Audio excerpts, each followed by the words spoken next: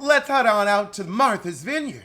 So we open with Bria telling her pink toe it's over. Bria cried to Amir about her problematic pink toe. Amir coaches him into an apology. He said, I'm gonna have a man-to-man with the woman present. Bria, you are just so much and so demanding and so annoying. I can't help but feel bad for Simon. But finally everybody head to bed. Oh gosh, she calling her mama whining about Simon, girl. But now the girls get to talk about Nick and his girlfriend. Now, Natalie, I might need you to have a cup of your own business so you can mind it. Cause you out here using inflammatory language. Tasia was upstairs waiting for Nick, but he was downstairs dancing around, trying to get into something. He wasn't trying to get into you, so that's all that matters. So they're saying he's still being flirtatious with Summer and Jordan, and he should be honest with his girlfriend about that. So Natalie gonna bring it to her attention. Natalie says, I'm new on the show, but let me get some shit started. Heifer, a messy heifer who lives for drama. Oh my God, he's the type. I am so tired of this. He's the type. Y'all barely know him. Y'all hang out for 2 weeks on this little trip and see each other once a year in the damn city.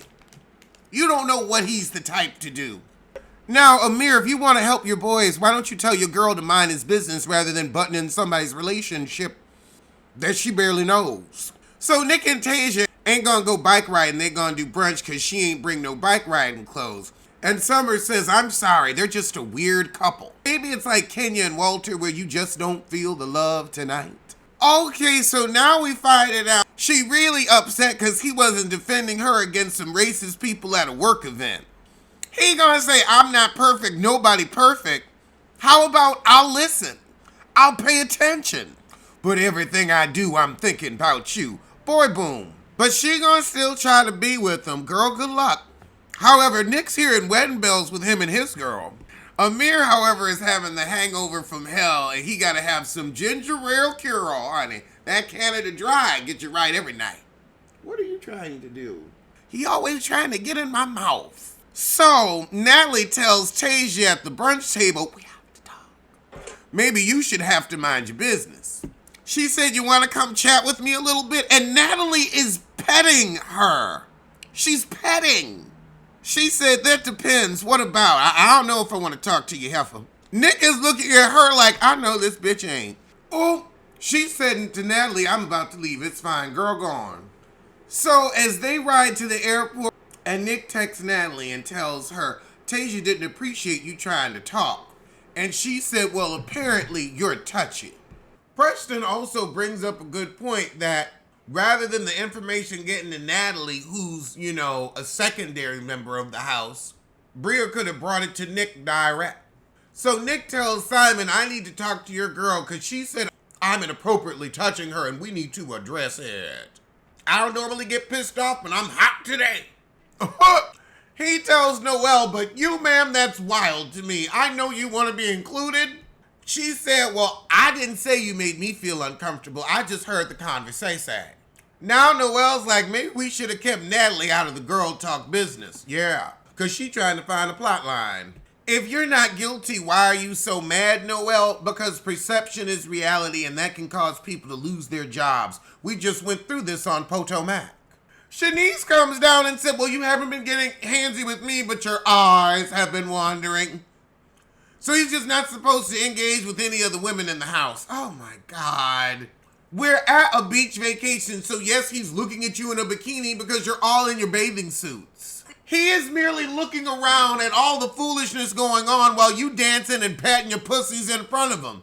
You'd pull down your whole bra, titties out, and then he's looking. He said, and why not say something to me? But he's like, y'all trying to throw salt in my relationship. Natalie fesses up and says, well, I was the one that said we should tell Tasia. You should be the one that goes home. And Nick is like, oh. So Noelle thinks they shouldn't have included Natalie in their little gossip. However, he really gets into it with Bria. Amir trying to say, well, they're doing girl code. That's not girl code, that's butting in other people's relationships. Alex says, y'all talk about Nick behind his back, but won't say nothing to the face when you actually have a problem with it. But Bria won't let go that Nick was flirting with her on boat day, even though he don't see it that way, and child, that was the shit.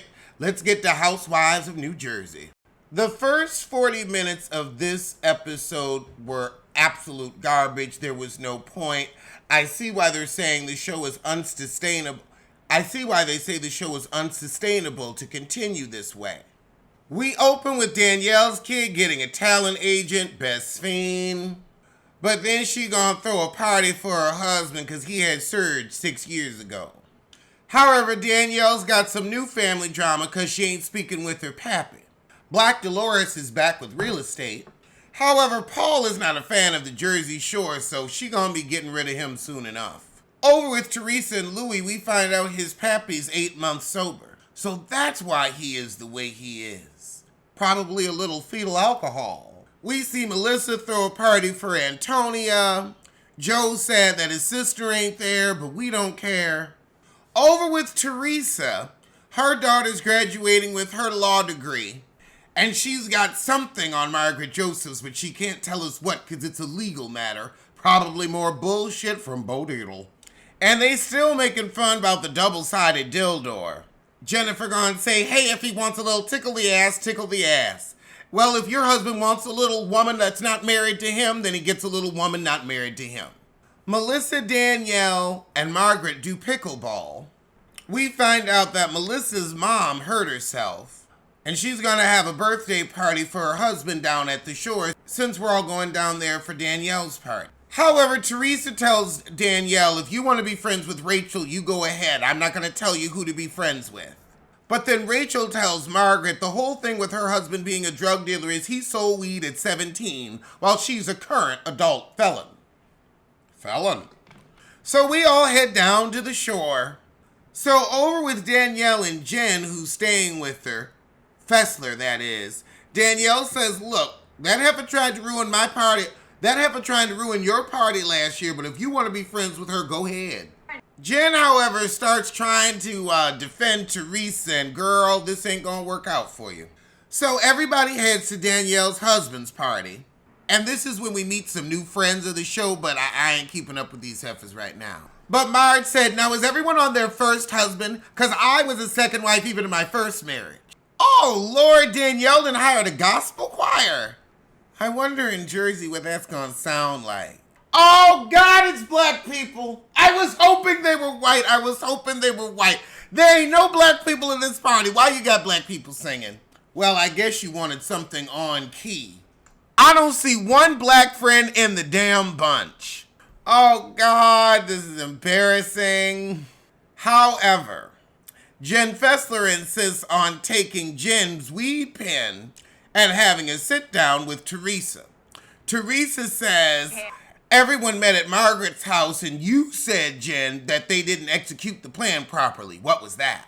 And Jen Fessler starts bumping her gums. Well, at Margaret, we came out with, if you came it up with the...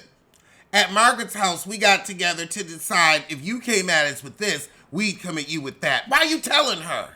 And this was because they knew he had private investigator Bo Diddle. Jen said, I told John Fuda you talked all this big crap about your manila envelope but didn't open it. That's what I said her. Oh, God. Then Jen says, as somebody who's been friends with Margaret for a long time, she was hysterical the day that Louis called her son.